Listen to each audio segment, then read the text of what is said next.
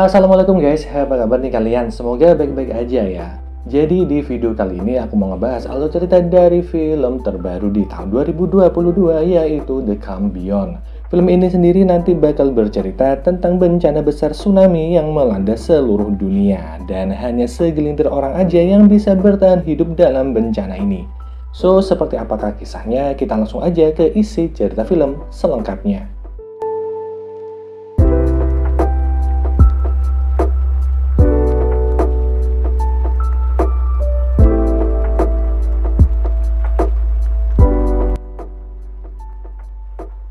Cerita dimulai dengan diperlihatkan mimpi seorang cewek yang bernama Asya. Ia bermimpi tentang tsunami dahsyat yang menimpa kotanya. Yang ternyata Asya adalah satu-satunya korban selamat dari bencana tsunami itu.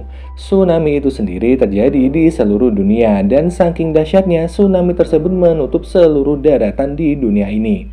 Dan ketinggiannya juga setara dengan ketinggian gedung.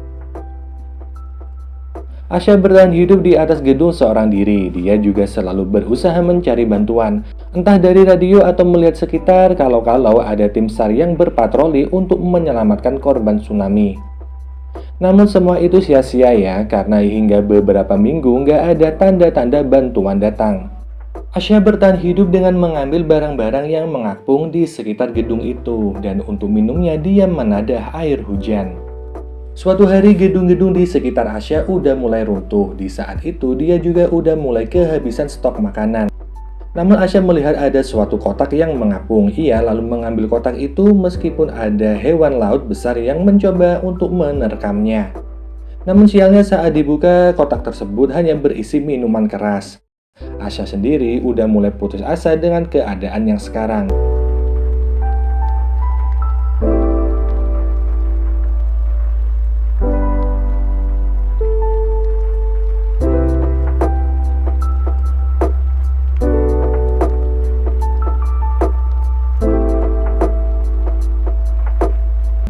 Dan saat ia kembali melihat sekitar untuk mencari bantuan, bukannya bantuan malah ada sekelompok perompak yang mengawasi Asya. Perompak-perompak itu diketahui berkeliling dari suatu tempat ke tempat yang lain untuk menjarah makanan. Sadar kalau dirinya dalam bahaya, Asya segera bersembunyi. Dan benar aja ya, para perompak-perompak itu mendatangi gedung di mana Asya tinggal. Namun karena nggak menemukan siapapun, perompak itu pun pergi.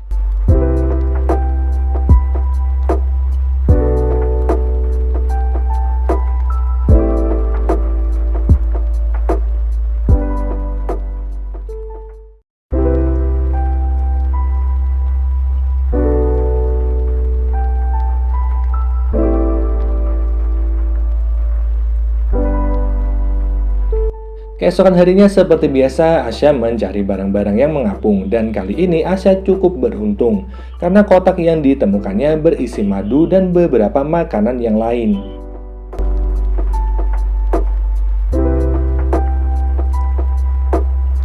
Malam pun tiba. Saat akan tidur, Asya seperti mendengar sesuatu dan saat ia mengikuti sumber suara itu ternyata ada bocil di sana. Secara diam-diam Asya menyelidiki di mana bocil itu tinggal dan bocil itu tinggal di ruangan sebelah Asya. Asya merasa heran ya karena selama ini ia nggak sadar kalau ada orang lain yang tinggal di gedung itu. Paginya saat bikin mie, Asya teringat akan bocil yang kemarin ditemuinya dan karena merasa kasihan, Asya ini ngebuatin mie untuk bocil itu. Saat melihat bocil itu makan mie buatannya, Asya teringat akan masa lalunya. Ia punya seorang adik bernama Emi. Namun Asya ini merasa iri ya dengan Emi karena sebagai anak bungsu selalu Emi yang diperhatikan oleh orang tuanya. Hari demi hari pun berlalu dan Asya ini juga udah mulai akrab sama bocil tersebut.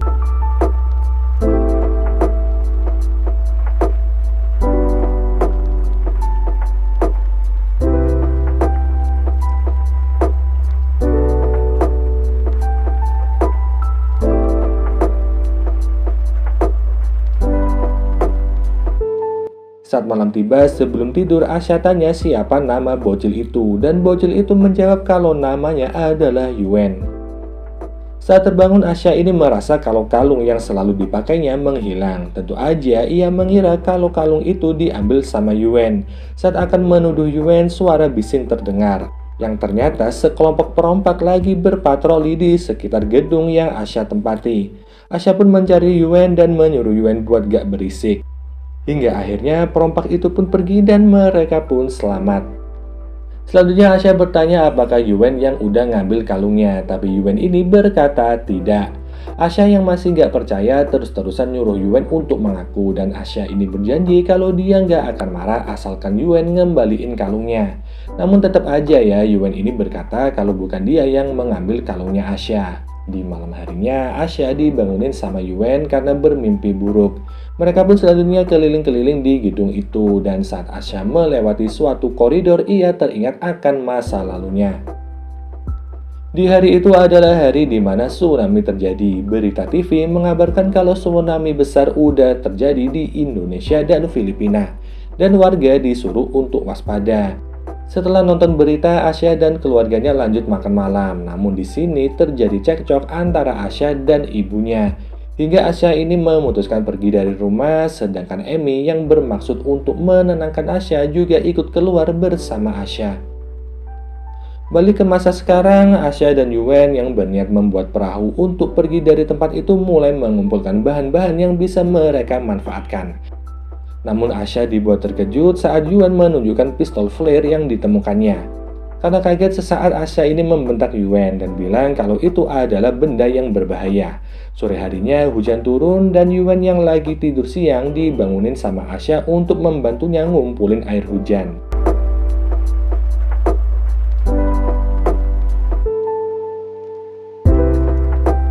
Setelah semua pekerjaan itu beres, Asya terlihat termenung mengenang adiknya.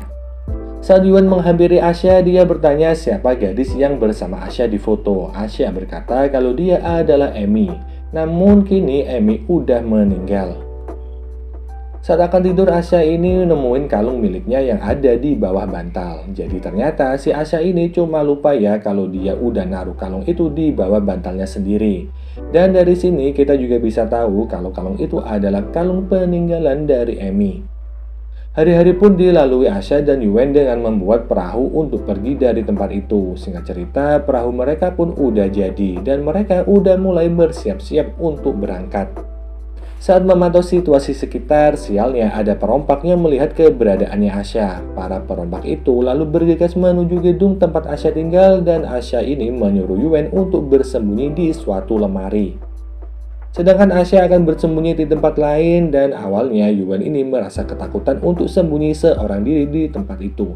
Namun Asya menenangkan Yuan dan berkata kalau semua bakal baik-baik aja. Saat mereka udah bersembunyi, para perompak datang. Perompak-perompak itu mulai mengobrak-abrik barang-barangnya Asya. Mereka pun mulai mencari secara teliti dari satu ruangan ke ruangan lain. Asya yang udah mulai khawatir kembali teringat akan Emi. Saat itu Emi ikut keluar bersamanya karena pertengkarannya dengan ibu. Dan tsunami tiba-tiba terjadi. Mereka berdua pun mulai lari dan mencari gedung yang tinggi. Namun di sini Asya meninggalkan Emi yang terjatuh dan pergi ke atas gedung seorang diri. Tapi benar aja ya, cuma Asya yang berhasil selamat. Di saat itu juga ia menemukan kalungnya Emi yang mengapung, yang artinya Emi ini udah tewas saat itu. Di sisi lain, pimpinan perompak udah berhasil menemukan Yuan. Asya yang mendengar teriakannya Yuan akhirnya memutuskan untuk menyerahkan diri. Asya pun akan dibawa ke atas kapal, namun saat ia dituntun oleh salah satu perompak, Asya ini menembak perompak itu dengan pistol flare. Asya pun lari dan bersembunyi. Saat ada anggota perompak yang datang, Asya menghabisi perompak itu. Setelahnya Asya ini mengambil belati milik perompak tersebut. Asya menghabisi para anggota perompak satu persatu. Itu semua ia lakukan untuk menyelamatkan Yuan yang ternyata disandra di tempat berbeda. Saat bertemu pimpinan perompak, Asya sempat kewalahan, namun akhirnya ia berhasil menang. Meskipun udah ngehabisi beberapa orang, Asya ternyata masih punya belas kasihan. Saat melawan bocil perompak, Asya nggak ngabisin bocil tersebut. Dia cuma dikunci di atas atap gedung. Yuan sendiri udah sampai di atas kapal perompak. Di sana masih ada satu lagi anggota perompak yang tersisa. Perompak itu lalu didorong sama Yuan ke dalam air dan dia tewas karena dimangsa sama ikan raksasa. Pada akhirnya Asha dan Yuan ini bisa selamat dari kelompok perompak itu. Mereka pun mendapat kapal gratisan milik perompak yang di dalamnya juga ada persediaan makan yang melimpah. Asha dan Yuan lalu berlayar untuk mencari tempat yang lebih baik dan film ini pun berakhir.